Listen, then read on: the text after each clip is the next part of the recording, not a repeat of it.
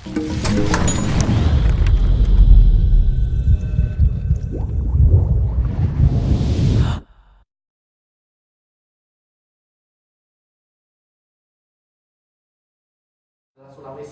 tapi bisa dipahami karena Kalimantan masih hutan.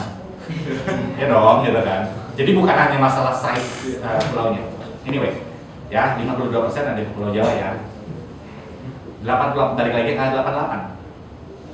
80% mengakses dari mobile phone. Bukan mobile gadget loh, mobile phone. Mobile phone. Artinya apa? Berarti koneksinya dependen sama kartu provider, Telkomsel, Indosat, dan seterusnya. Dari situ sebenarnya udah bisa baca dan ada data turunannya panjang banget, ya. Tentu saja 90% penggunaannya sosial media. 90%. Bahkan di preset itu sosial media urutannya udah ada. Facebook masih pertama. Yang mengejutkan adalah Pet masuk kedua sekarang di Indonesia. Pet. Yang ketiga baru Twitter. Yang keempat Instagram, ini 4 besar. Aku lupa yang kelima apa, tapi 4 besar itu. Twitter turun. Dan data pendukung lainnya ada studi di Australia tentang Asia Pasifik, di Indonesia Twitter emang turun.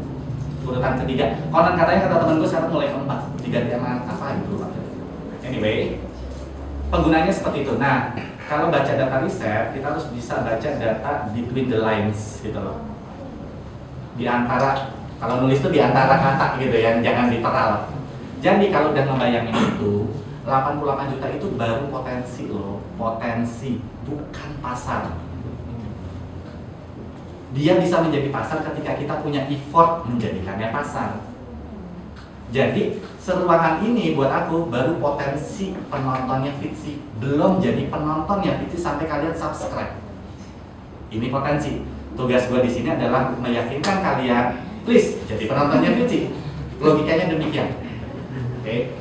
Nah, potensi ya, 88 juta potensi. Tapi industri bisnis berpegang pada potensi-potensi. Oke. Nah, yuk bikin data pembanding. Penduduknya Singapura tahu nggak ada berapa? Yang di luar maupun di Singapura. Yang di Singapura aja mungkin nggak. Ada ya, 27 juta doang. Malaysia 77 juta doang. Potensi pasar kita lebih gede dari mereka. Dari keseluruhan penduduk mereka, potensi pasar kita itu lebih besar. Itu kenapa Google bilang, yes, let's do the balloons.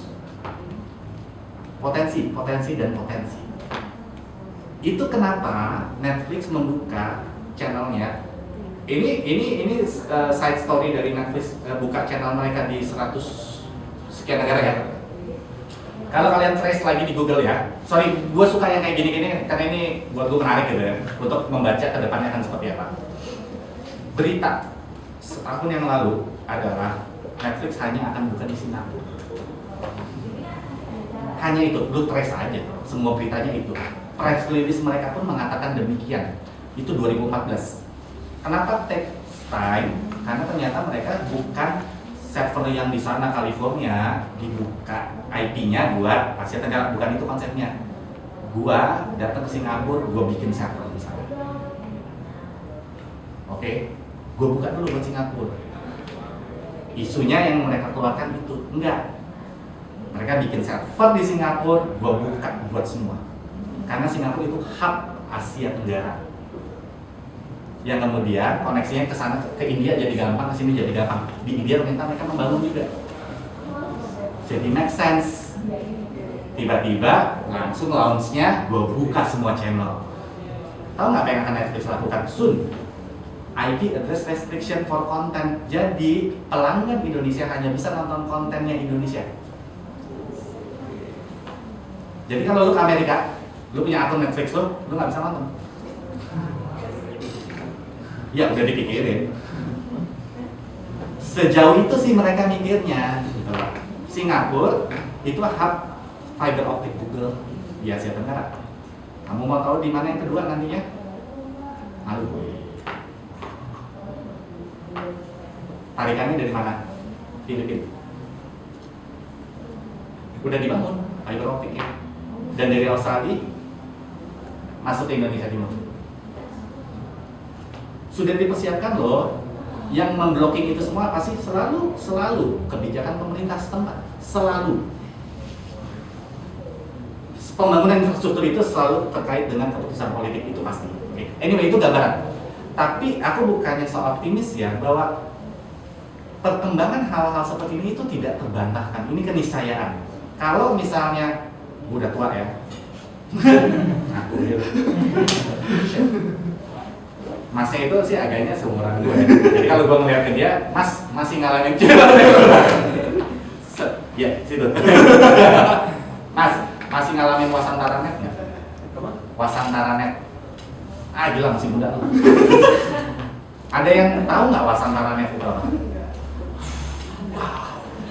Tahun 9899 koneksi internet kita itu masih terpusat di Telkomsel pakai Wasantara.net. Modem 72 kbps. Yang bunyinya kayak jatuh.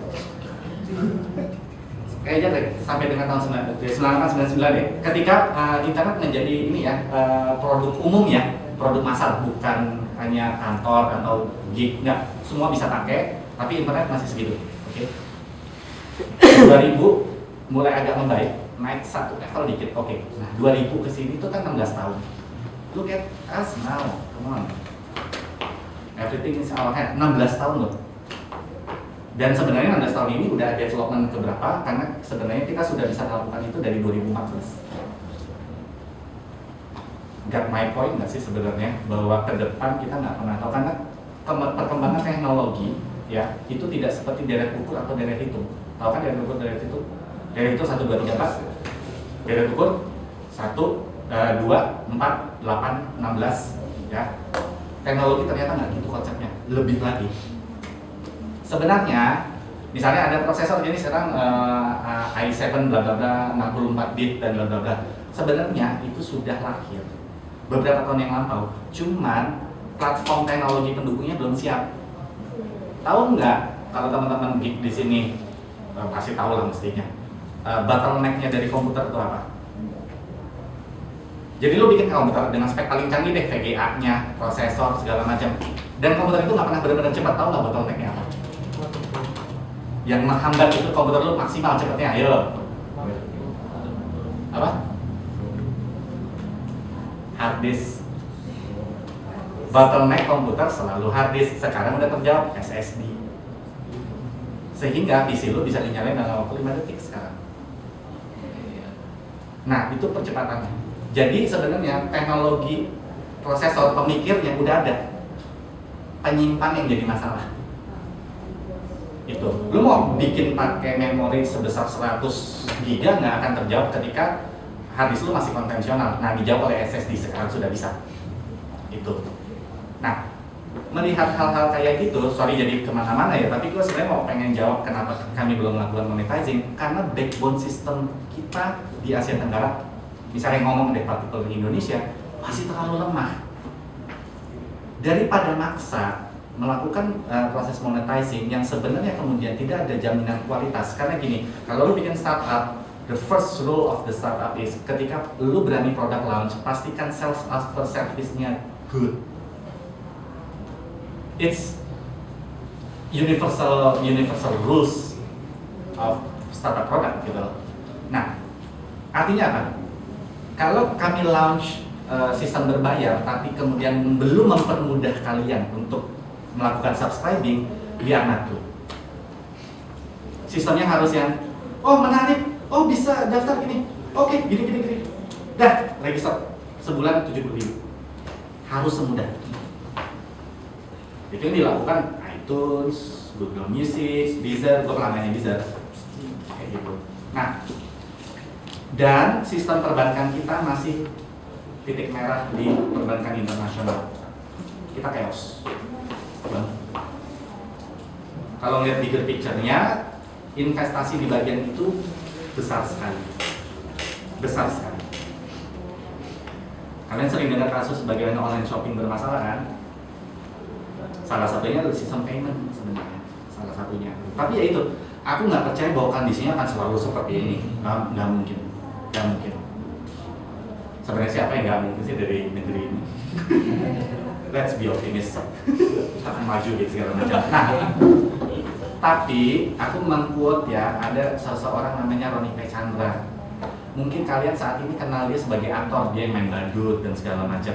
Yang mungkin kalian nggak tahu, dia adalah senior di home video. Dia itu yang bikin Visicom dan segala macam, DVD dan segala macam. Dulu dia yang bikin, yang buat Blitz, dan pokoknya dia tuh tahu caranya bikin. Dia pebisnis di home video distribution. Aku meng-quote dia ya, buat dia seperti ini, karena kami punya cara pandang yang sama. Dia bilang gini, Dim, buat gua terkait dengan teknologi dan konten yang kita punya ya, kita itu kayak di let's say F1 race, oke? Lagi balapan nih tadinya, di depan ada kecelakaan, jebret, safety car masuk. Oke, safety car masuk dan semua harus mengikuti sesuai kecepatan safety car. Artinya apa? Pace kita semua sama. Bayangkan ketika jalurnya udah dibersihin, safety car udah ngasih sign untuk minggir, dihitung 3, 2, 1, minggir, set, ini langsung injek gas. Pertanyaannya, siap nggak kita injek gas? Kita lagi dikasih waktu untuk bisa ikut balapan dengan fair. Jangan bicara inovasinya deh, inovasi teknologinya, mungkin kita nggak siap. Maksudnya inovasi teknologi itu bikin apa, backbone apa dan segala macam. Minimal konten. Minimal konten. Dan buat aku ya, sangat tidak mengejutkan 2 tahun ke depan Netflix bilang, gue butuh konten Indonesia dong. Tapi kan gue punya standar kualitas di sini.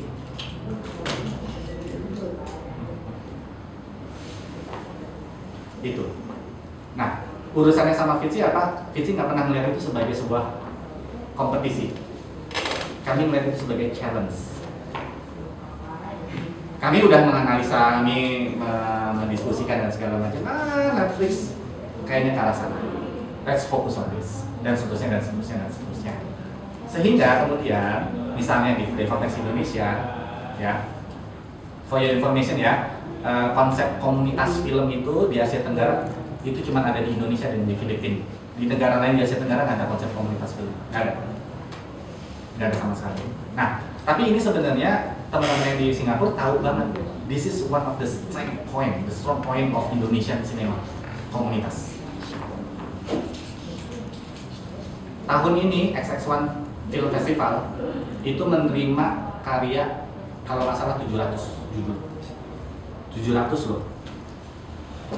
Dugaanku ya, asumsiku, tiap tahun film pendek Indonesia tuh bisa sampai angka 1.500. Terlepas kualitas ya, let's talk only about the quantity.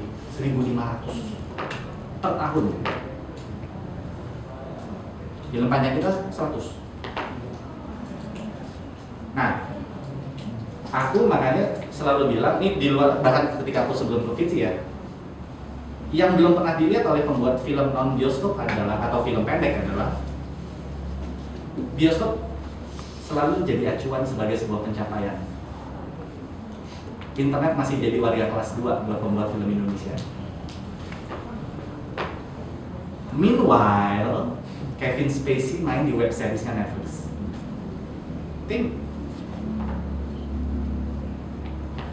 Meanwhile, Netflix memproduksi web series yang nilai produksinya $100 juta. Di sana internet bukan kelas 2. Itu. Cara pandang mereka nggak melihat bahwa wah harus ke festival, enggak. Semua punya kelayakannya masing-masing dan semua punya penontonnya masing-masing, semua punya approach-nya masing-masing. Yang dituntut dari pembuat film atau content creator ada learn it, see it, learn it.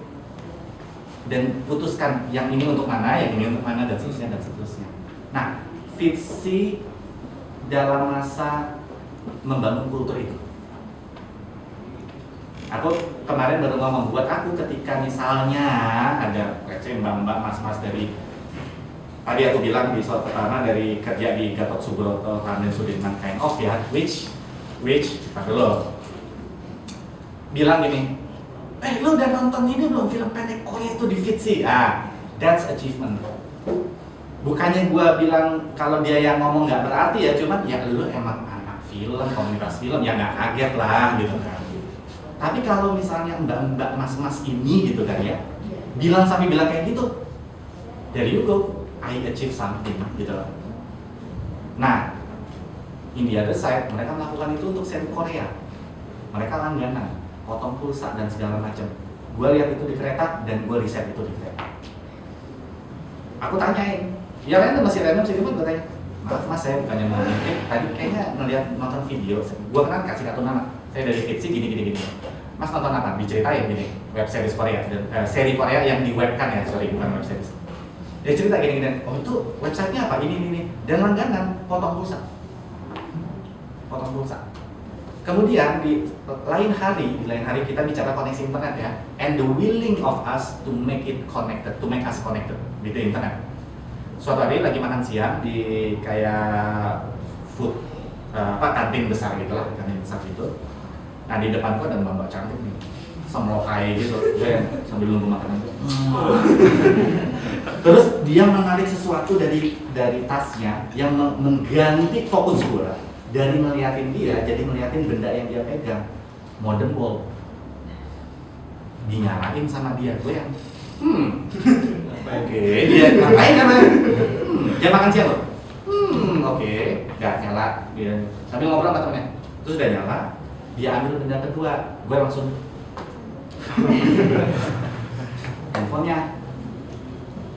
handphonenya, nah sambil ngobrol lagi, set. Udah dinyalain, nggak dibuka, dan dia ngeklik satu apps, dan you know what? It's this game of chicken farm. Apa? Bukan, satu lagi. Karena anak gue main itu lupa. Farmville yang berkebun itu loh. Apa? Farm Village? Farmville, ya itu namanya game yang farming gitu lah, yang lo bikin farming gitu ya, ada pemerahan sapi dan segala macam lagi gitu. Dia main itu, dan itu aku tahu bahwa game itu yang harus connected sama internet, sama kayak Candy Crush kan, harus terkonek kan. Dia terus bilang gini sama temennya, ntar dulu, gue nyelesain ini. Gue wow, oke. Ntar dulu nih. Kalau kemudian gue asumsikan mbak ini sampai beli modern book supaya dia bisa main game ini lancar, come on, we almost there. Cuman itu sih yang aku pikir, we almost there. Cuman ya ini masih ada kartu-kartu yang harus dibuka dan segala macam. However, itu pekerjaan lumayan panjang, nggak bisa dilakukan sendiri. Therefore, makanya Fitsi bilang, gak ada masalah kali lo ada di Vimeo, YouTube, let's do it. Yang akan kemudian membedakan, kalau orang sudah tahu Fitsi, mereka akan tahu bahwa oh kalau gue mau fokus ke platform yang isinya film pendek doang, ya Fitsi, udah gitu aja, dan gratis. Jadi gitu loh, shaping the product. Itu. Gak tau, aku selalu merasa we almost there. Kayaknya it's just about the time semua orang akan pakai Netflix. To be honest, we will see, you will see. Karena sekarang penginstall Gojek itu di Jakarta udah 3 juta. Buat aku itu angka nggak fair karena kemudian nggak pernah dijelaskan siapa yang memakai. Aku download, aku install tapi aku nggak pernah pakai. Jadi penggunanya yang pengguna aktif yang belum pernah dikeluarin angkanya. Jadi angka keseluruhan aja. Tapi oke lah, minimal kemudian kita udah punya bayangan ada 3 juta orang di Jakarta kelas menengah. For sure. Akrab dengan itu gitu. Grab, belum lagi mungkin tambah Grab, Uber. Baru 2 bulan yang lalu kok bini gue, lo tau Uber nggak? Mana aja lo? Oh lo pakai? Enggak. Kenapa nggak pakai? Duit gue lebih banyak dari lu. Siapa suruh kerja di kantor? Film teknik, PC, di Singapura kan? Anyway, sorry jadi lebar kemana-mana dari pertanyaan kenapa belum mau berlayar atau enggak? Ya layernya sebanyak itu juga sebenarnya. Jadi tendensi kami, yuk fokus dulu bikin trust. Terutama dengan teman, kalau aku bicara ke kalian misalnya sebagai content creator ya, filmmaker, kita punya common interest namanya penonton. Lu dari karya, gue dari platform. Kalau platform gue jelek, karya lu bagus, tetap nggak seimbang. Kalau platform gue bagus, karya lu jelek, ya nggak seimbang. Yuk, platform gue kembangin, gue update terus, karya lu juga. Kira-kira kayak gitu sih sense-nya. Million times better. Kalian nonton Tan Chesonnya? Sorry buat gue nggak bilang dia akan menang ya, cuman buat gue ketika pertama kali nonton, itu film, itu thriller, itu horor gitu, yang lu nggak akan temuin di film Indonesia. Panjang, paling 1-2 gitu ya, kayak gitu. Atau dokumenter yang terakhir kalian tonton, oh gitu gitu, film pendek. Dan film pendek Indonesia pencapaian di festival film internasional jauh lebih banyak loh. Sidi Saleh menang Venice itu tinggi banget levelnya.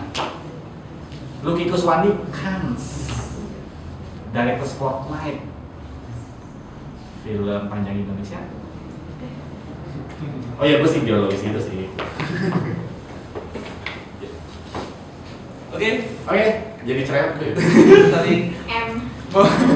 itu memancing tadi. Siapa yang masih penasaran, pengen banyak ngobrol, pengen tanya, karena sudah kerja dari. Aku nggak mau jawab. Ya. Monggo, gimana Mbak Lina? Oke, penasaran aja sih Mas, kan baru-baru ini pemerintah lagi merevisi pemerintah lagi merevisi daftar investasi. Iya, negatif. Salah satunya investasi di film bioskop. Ya, yang baca kan yang dari film bioskop. Untuk film pendek sendiri apakah Nggak ada, mereka nggak pernah menganggap film pendek itu ada. jadi Dan film bioskop aja ya? film panjang bioskop, karena kemudian ada film panjang tidak bioskop. Dokumenter nggak pernah dikonsider bioskop. Dan tolong cari lagi referensinya supaya ini dia tambah kaya aja ini ya, dimensinya. Saat ini wacananya lebih ke investasi bioskop. Aku sebenarnya orang yang tidak setuju dengan perbanyak bioskop gini-gini, karena seolah-olah persoalannya sesimpel itu. Karena kemudian aku nggak tahu di sini ya, teman-teman Sinema Poetika tuh bikin riset sampai dengan seberapa lama gue dari parkiran di sebuah mall sampai ke bioskop butuh waktu berapa lama, naik berapa kali lift atau gini dan seterusnya. Fakta ya, kalau kalian tahu namanya Kemang Village, motor nggak boleh parkir di sana. Fakta. Kemang Village, motor nggak boleh masuk. Artinya apa? Fuck you poor people. You cannot watch cinema in my fucking mall. Sedangkan Kemang Village itu salah satu dari sedikit spot di mana XS1 memutar hampir semua film Hollywood. Dan biasanya kalau udah turun sini di full ke sana. Salah satunya Kemang Village. Yang kedua Grand Indonesia. Di mana parkir motor Grand Indonesia juga PR. Jadi gini, kemudian pertanyaan lanjutnya, oke lu kita bikin banyak bioskop deh. Bubrak, pertanyaannya simpel. Bisa diakses dengan mudah oleh masyarakat kebanyakan enggak? Bukan yang 1%. Itu juga harus ada jaminannya dong. Kalau buat aku ya, mahal atau enggak kita bisa bicarakan. Mahal atau enggak kita bisa bicarakan. Akses nggak bisa. Akses itu definitif. Kalau bioskop itu ada di mall, kalian akan mikir dong, parkirnya berapa, ininya dan segala macam gitu. Oke lah, kemudian mall itu sebuah keniscayaan kita semua gitu saat ini dan segala macam, fine, taruh di mall. Lagi-lagi akses dengan akses. Kalau faktanya 80% penduduk kota memakai motor, masa gua harus jadi mesen Grab untuk nonton di Kemang Village gitu, terus motor gua taruh mana gitu. Hal-hal kayak gitu, jadi sebenarnya layer. Dan gue sepakat dengan Hilmal Farid yang dirjen kebudayaan yang berdiangkat, yang non PNS itu, sipil yang diangkat itu. Dia punya tulisan, aku lupa, coba cari di Google deh, bahwa bioskop bukan jawaban, akses jawaban. Bioskop itu tools. Ya terus kalau misalnya kita bisa bangun tempat kayak gini dan lebih aksesibel buat kita, ya mendingan bikin kayak gini. Terus bagaimana dengan masyarakat di desa Purbalingga sana gitu? Ya lama-lama jadi ya kelas menengah lagi kan. Ya udah bisa ketebak materi filmnya kayak apa. Gitu. Tiba negatif banget ya ngomong. biar mereka menjawab positif aja. Oke, seperti itu. Mungkin kalau ada sesuatu lagi kita bisa lanjutkan di luar. Mas Dimas masih sangat accessible malam ini. Aku bispak. Semalaman itu semakin ya. LD.